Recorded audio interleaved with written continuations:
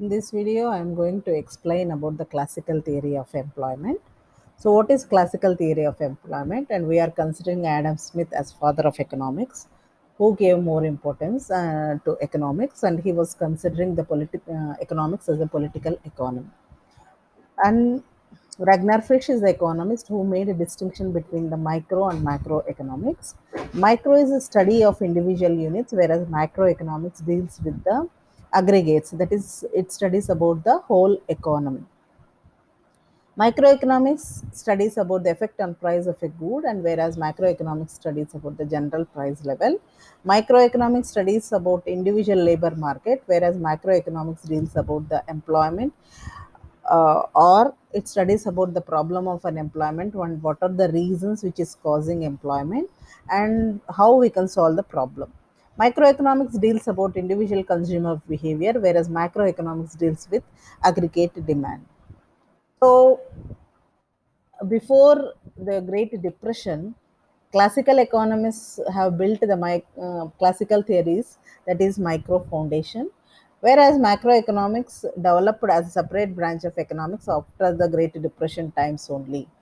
So Keynes gave more importance to macroeconomics with the publication of General Theory of Employment, Interest and Money, and it is more normative by nature. Macroeconomics is very important to the government, that is, it can find out its sources of revenue, that is, how it can collect the taxes and how it can spend, that is, government expenditure to provide a social infrastructure or for education or for health or social welfare measures. So, both we can study. So, that is the importance of macroeconomics. And what is the scope of macroeconomics? Macroeconomics, as already we have discussed, that it is the study of aggregates, theory of income and employment, and it studies about theory of general price level. It studies about theory of economic growth and economic policies also. And macroeconomics deals with the behavior of the economy, that is, economy's total output of goods and services. And its prime concern of macroeconomics is the growth rate output, the rates of inflation and unemployment. And it studies about the exchange rates, balance of payments, and business cycles, and economic policies, and so on. Classical theory of employment, all the classical economists, they were focusing on the classical theory of employment, like Adam Smith, Ricardo, JB Say, Karl Marx, Marshall, Pigot, etc. So for classical theory of employment, there are two pillars. One is Say's law of markets, and the second one is quantity theory of money. In the Say's law of markets, he has explained the theory that is supply creates its own demand. So, classical theory of employment, it depends upon so many assumptions. So, first assumption is the full employment and laissez-faire economy, price mechanism, and price-based flexibility. And in both labor market and product market, there will be perfect competition, and the labor is homogeneous, perfect competition to all the market participants, and money, wages, and real wages are directly related and proportional.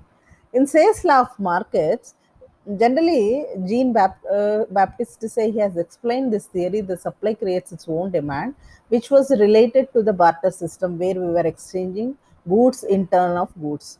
Here, so whenever we are manufacturing, that goods will be exchanged to other goods, so there will be no overproduction in the economy. So supply creates its own demand, we can consider it.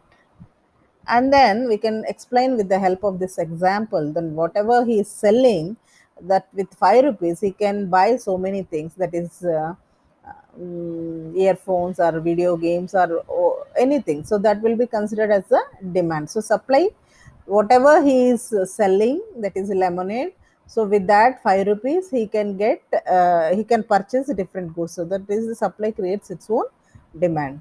And in the quantity theory of money, so MV is equals